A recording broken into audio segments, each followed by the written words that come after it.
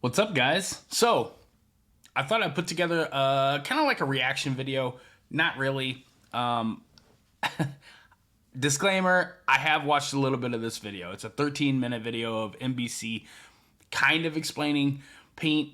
I don't think that there's enough voices touching base on this kind of stuff. You know, us as car people and car enthusiasts, it's just part of the culture. It's part of the scene. So I kind of figured it'd be a good idea to maybe do like a reaction video. As a matter of fact, if you guys have any other ideas for any other videos, send them to me. I leave my email at in the description box of every video. So don't forget to send me the video if you have anything that touch base on you want me to elaborate. I'm not going to sit here and roast other content creators. I'm not going down that road. So anyways, let's get into this. If you guys are new to my channel, don't forget to subscribe, leave a like the video, and other than that, this video, from what I've seen so far, they kind of give you the truth, kinda. But we're gonna break down, I'm gonna get touch base, give you my interpretation of the video, my interpretation of the information that they have, and let's get into this. A common complaint in today's automotive press, and often among buyers, is that all cars these days kind of look the same. The push for aerodynamic designs to meet fuel efficiency standards, the need to abide by increasingly stringent safety regulations, and just the ever-growing popularity of the family crossover are all reasons given as to why the shapes of cars seem harder and harder to tell apart. But another area where there is I also think that maybe this is kind of like what era you like of cars, whether you're like into the 90s to 2000s or whether you're into the like 60s muscle cars. You know, if you're into the new stuff, you automatically know. You can tell probably a couple hundred feet away what cars come down the road. Sometimes even by sound alone. But if you're into the old school, I can see how some of these newer cars can kind of look the same because they are getting pretty strict as far as like packaging, what they can do as far as safety regulations, how to create, crumple zones in the car frames, what they're allowed to do, how, physical dimensions and everything. So I can relate to that. A great deal of similarity in today's automotive fleet is in color, to the point where some auto enthusiasts complain car colors are boring. There actually is something to this argument. There are a few colors that are extremely popular both in the United States and around the world, and they are, well, not terribly colorful. We found in our latest report, which analyzed... Boom, there you go. The head of BASF. I've brought this up before in my prior videos. This guy, head of design, whatever that means. As far as you could be designing, styles of flakes, textures of flakes, blah, blah. Who knows what this means? And this is what I'm talking about with this video as far as them using kind of like very ambiguous titles, jargon, just, it gets better as we go on, but I'll break it down as best as I can. The whole 2019 year, all the different regions, as well as North America, we found that the color white is still the dominant color. It's very popular in every region, most popular in the Asia Pacific region, but also trending very strongly in Europe, Middle East, Africa, South America, as well as North America. And do you know why there, little fella? Because, and this is a part where I'm going to say, people in the modern today's, they got to get out of your feelings about stuff. There is not a lot of, people picking white. Me, myself, as far as like my time in the paint industry, white, and you can go to the store, any store, it doesn't matter what color it is, whether it's house paint, or I'm sorry, I should say what kind of paint it is. whether it's house paint, car paint, it doesn't matter. The white pigment, and as far as the last I knew, there was only 2 manufacturers that were mining this stuff out. And the actual raw pigment is titanium dioxide. That's the actual raw pigment. And the paint itself, they're going to mix it with binders, different resins. That's the actual body of the paint that kind of gets everything to stick together. The resins, after kind of like what it's going to take to catalyze the paint. So if you have like acrylic enamel or if you have acrylic urethane, there's different kinds of resins and everything. So the titanium dioxide, it being the heaviest, because you can pick up any kind of paint, white is going to be heaviest. 128 ounces in a gallon, and you can pick up a gallon of blue, a gallon of black, they're going to be different weights, but by far, white is the heaviest, and it has the most pigment in it. And it's been chosen a lot in the past as far as I'm aware because it can cover in like 2 coats. Therefore, you're going to reduce material usage costs. There's no feelings about that. So, is it cheaper? Yes. White and black colors are the cheapest. If you're going to paint a car, that's the cheapest colors available is white and black, period. So, there's more to it, and I'll try to catch them as they go on. But like I said, we're coming up on the point where I cut off, so let's keep going. What happened to the pink Cadillacs, the bright red, green, and yellow muscle cars, the racing stripes? They are still out there on sports cars, halo vehicles, and limited editions, but they are vastly outnumbered by sober, conservative whites, blacks, silvers, and grays. So why are these achromatic colors, or colors that lack color, so popular? It has to do with practicality, human psychology, and technology. And people in the car coatings business say car colors are not really that boring at all. No, they're not boring at all. There has very little psychology to do with it. Very, very little. If you're going to pick a color, now, okay, let's just say you have a business and you want to advertise this business. There's 2 contrasting colors and a grayscale in between, black and white, period. If you need colors to pop, black is usually a pretty good base because it absorbs light. So if you need something, contrasting off of that, I'm going to keep it, if you're running the business, I'm going to keep it low cost, and I'm going to keep it something that is going to get your attention. White's a bright color. It still sticks, it stands out at nighttime even. So the fact that, we're trying to drag psychology into this, it's absolutely crazy. It's crazy. It's just cost effective.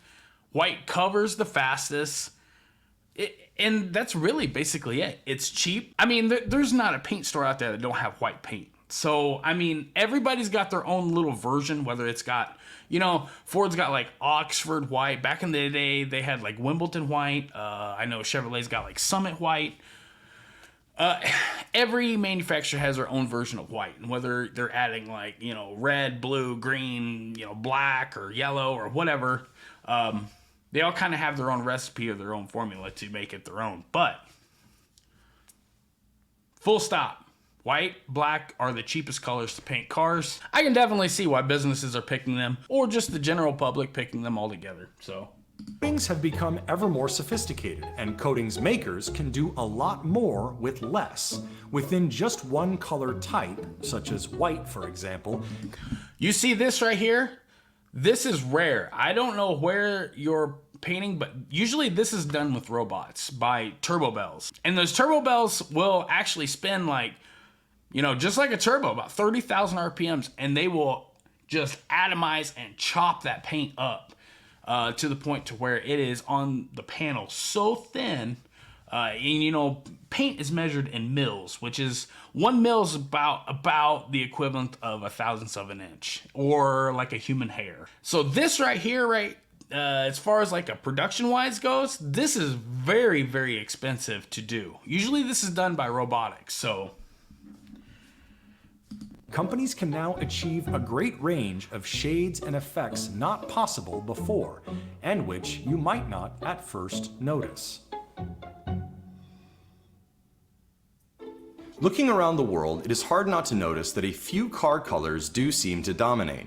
The color white, for example, is painted on 39% of cars around the world. Then black, with gray and silver following behind. The most popular non-neutral color. If you're also looking for a color for your own personal car that's easy to keep clean, silver or something bright. I.e. one that isn't simply white, black, or some shade of gray or silver, is blue. So why? What is it about these colors that makes them so popular? Why isn't there a greater degree of variation?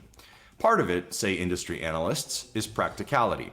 First, all of those colors, white, black, gray, and silver, are available in pretty much every segment of vehicle. As people say of clothing, those colors go with anything.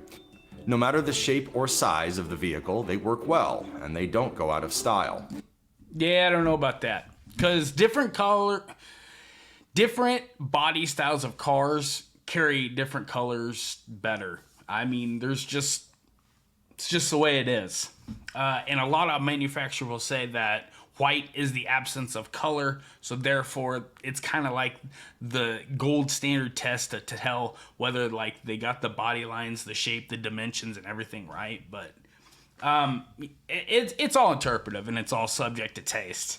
Some people just like white. Some people just like that specific car in white. Some people, or companies order fleets of white because that's their company color. I mean, there's so many variations to this. It's usually coming down to cost. So don't let the psychology and, the feelings get involved here. So let's keep going. That matters because cars are expensive. This might be the era of fast fashion where consumers can update their wardrobes every few months as colors and designs change. But the average new vehicle in the United States is somewhere around $35,000. And cars are among the biggest single expenses a person is likely to make in their lifetime. Even if Second. The house is the first. Car's second. Someone leases a vehicle, they are liable to hold on to it for at least 3 years. Cars also take a long time to develop and bring to market. Automotive colors in general, when you compare them to other industries, they tend to be on the conservative side. It's because the turnaround time for engineering a color position is 3 to 5 years, as opposed to 18 months or 24 months in many other industries. And we also have to go through a lot of 18 to 24 months, huh? Okay. It takes 5 years, typically 5 years on average to from a sketch on a piece of paper to actual tangible drivable vehicle. And that is from start to finish. So the colors are not hard to make. Colors are not hard to make, and they're far from boring. And as a matter of fact, if you don't believe me, go look at McLaren's. You're not gonna find just don't hold me to it, but you're not gonna find just a plain basic white unless it's special ordered that way. McLaren does all kinds of things with their colors. Lamborghini, Ferrari. I understand these cars are costing a lot of money, but still, doesn't matter. I mean, they're kind of making it out to be something that it's not. And the reasons are cost. They're saying the average cost of $35,000 for an average automobile. I think this video is from like 2019, so it's 3 years old. But still, I mean, the fundamentals haven't changed. There's a reason that most cars are white. Sophisticated engineering to dial in the color position. And once it's on the car, people tend to keep the car for a longer period of time. Another reason industry analysts cite could be resale value. Customers might be less inclined to buy a bold or eccentric color for a car they might want to get rid of in a few years. That eggplant-colored sports car might appeal to too narrow a buyer base and affect the asking price. The availability of neutral colors, such as white, black, gray, or silver, can also make a big difference, especially in a country like America, where customers are used to going to an auto dealership and driving a new car home on the same day. It is a bit of a chicken and egg problem. Dealers might be less likely to stock bright greens, oranges, or purples because those are statistically less likely to sell, which makes cars in those colors less immediately available for customers that want them, and so on. It's kind of like, as far as like people compatibility, there's something out there for everyone. If you have a bright green car, trust me, there's somebody out there that would just love to have a bright green car. So each car takes the right buyer. I'm not really buying into this. Having said that, car coatings companies are quick to point out that they will make a car in any color an automaker wants. And car manufacturers do sometimes offer a wide range of colors for vehicles, especially certain kinds. There are limited edition colors, which are often featured on halo vehicles or more specialty vehicles. Ford comes out with limited edition colors on the Mustang, for example. Toyota offers a limited edition color for every model year on the Tacoma TRD Pro pickup truck. Vehicles such as the new Ford Bronco, the Chevrolet Colorado ZR2, the BMW M Series sports sedans, and many others all come with signature colors that are often bold and unique. But many of these are low-volume vehicles that appeal to specific types of customers and can sometimes carry higher price tags than an automaker's more popular products. I don't know if that matters, but... There are also some psychological reasons why people drift toward neutral colors. When choosing colors for cars or trying to understand their popularity, color designers look around the world. What are the colors on the other objects in the home or the workplace? What do people associate with certain types of items? Come on, man. We look at what's happening in pop culture, what we see in installations and art museums. We read a lot. We read not only things that are directly related to color, but we also read more abstract things, because color being a very psychological and a very emotional thing, we have to really connect with what people as individuals are looking for, what they're connecting with, what societies are connecting with, and how technology from other areas, from other aspects, is actually delivering to that.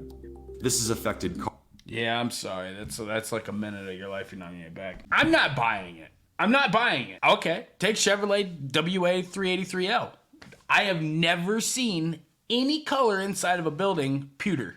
I have never seen anything reflecting any kind of color unless it's tied into an audio manufacturer or it's part of some kind of theme. So I'm standing firm that people are buying based on price. On the other hand, I am kind of buying the part where he is talking about the resale. Being able to flip the vehicle, having more curb appeal. Some colors just appeal to people more. Typically, that's black if you're talking about keeping it neutral. So, car color choice. A big factor in recent years is the rise of electronics. The reason why whites and the achromatics are so popular with the car is they seem to work very, very well in terms of the way it's appropriate for the car. What does that even mean? This is part of the I'm gonna keep going. And by that I mean a car is very high technology. And if you think about technology in other industries, for example, you tend to see a lot of silvers or a lot of grays.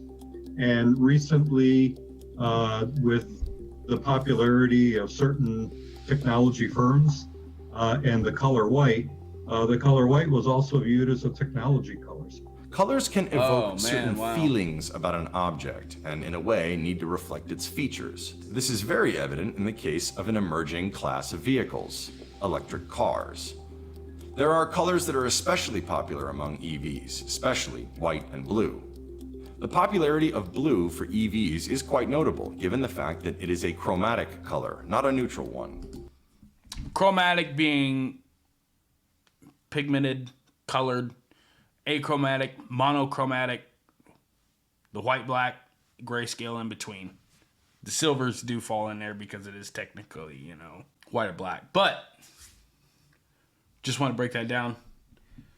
I will say that I am holding firm, it's on price. Even Tesla, if you order any other color than white, because it is cheap, it covers fast, and it's readily available. There's only 2 manufacturers. I know that DuPont was one, and I forgot the other, in the world producing. So as far as one manufacturer having the monopoly on that, not going to happen. There's 2 manufacturers. It's cheap, readily available, it covers fast, and it's easy to match.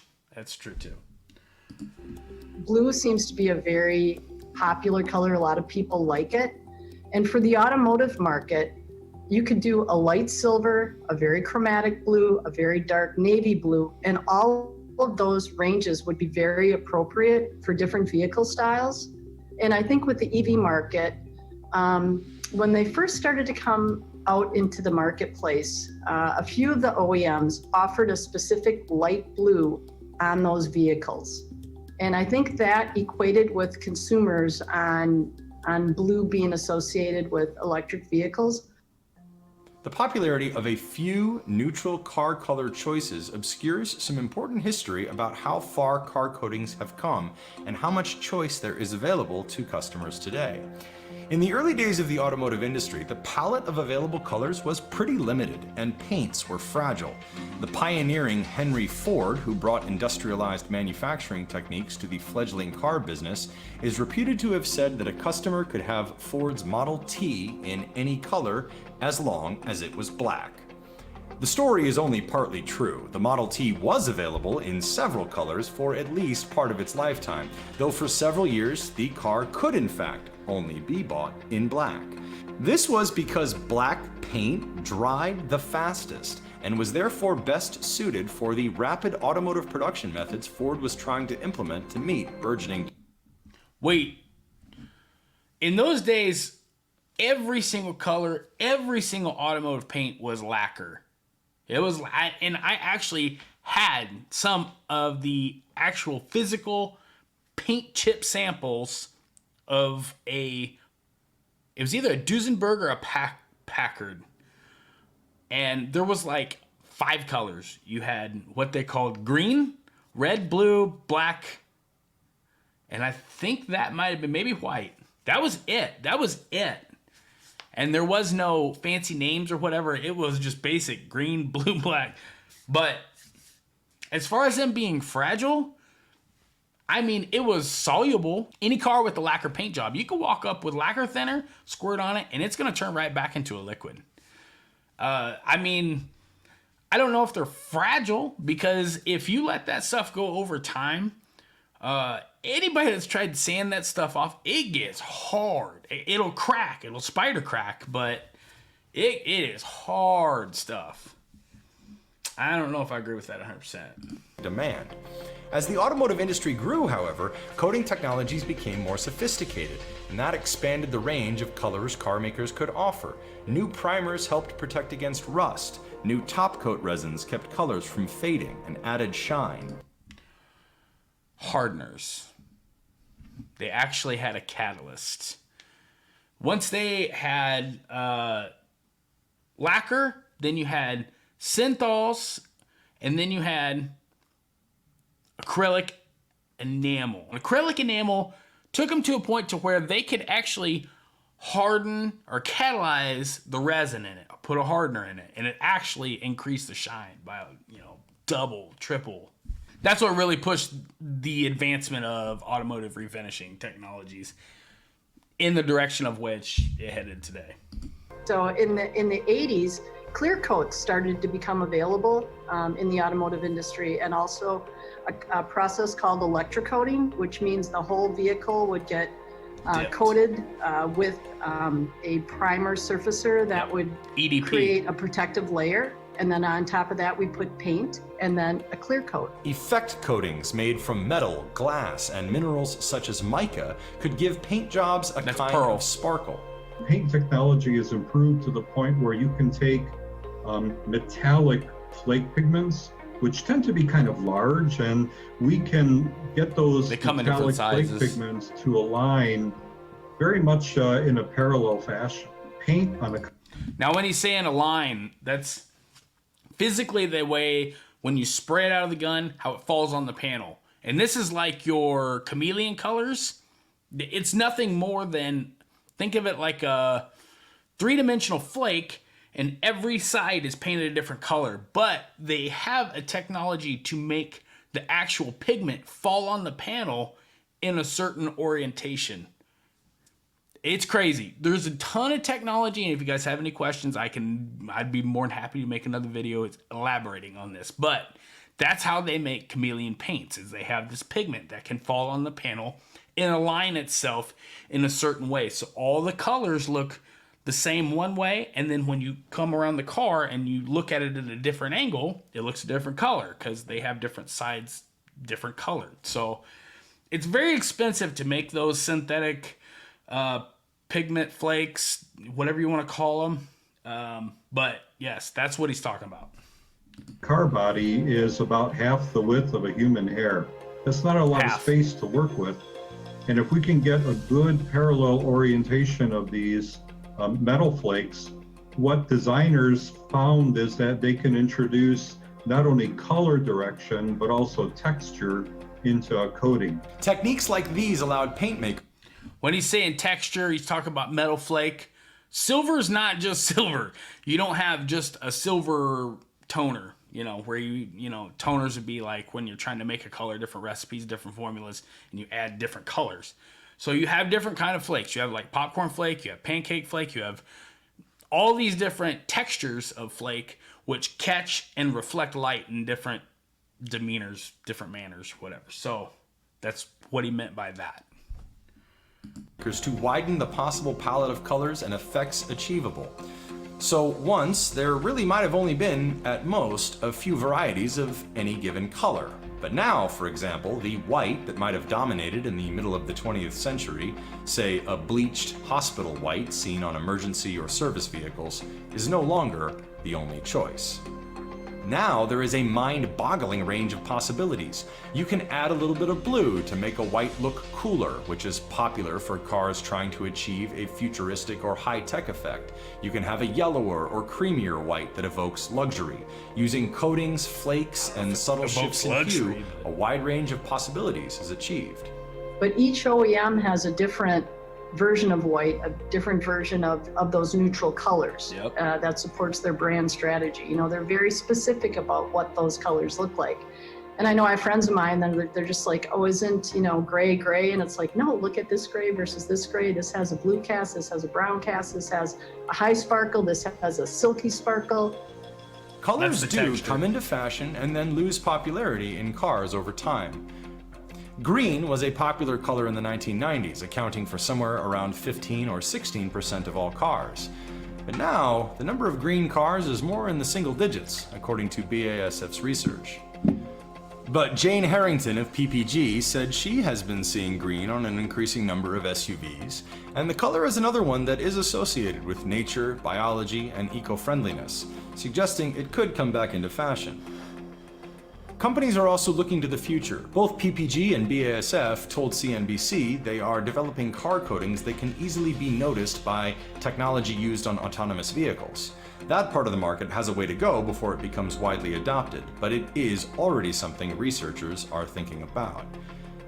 A development like that could completely change the market once again. The car colors on the road in 50 years could be completely different from the ones we see today. All right. Yeah, I'm just not buying it. I agree with a lot that they have to say. I don't think that they break down and actually steer you in the right direction as far as the jargon that they're using in the video. But I will say this, that they are, there's a lot going on there. And if you don't know paint, if you don't know automotive or finishing, I can see how it could be pretty easy to get lost in that. But nonetheless, I liked it. I liked the video. I don't think that feelings have anything to do with it. I'm holding firm. It's cost. It's cost. Flippability. Like I said, it's very, it's a neutral base to work with. I think a lot of companies, I think a lot of just in people in general like white. They like black as well. I know in sports cars, Black is a big color as far as like anything performance, sporty, anything enthusiasts are involved with. The black is a big player in there. Tell me what you guys think. Drop a comment below. Like the video. Don't forget to subscribe on your way out. Tell me if you like this content. I'll do more of it. And other than that, I hope you guys are having an awesome day. I'll catch you on the next one. Until then, see ya.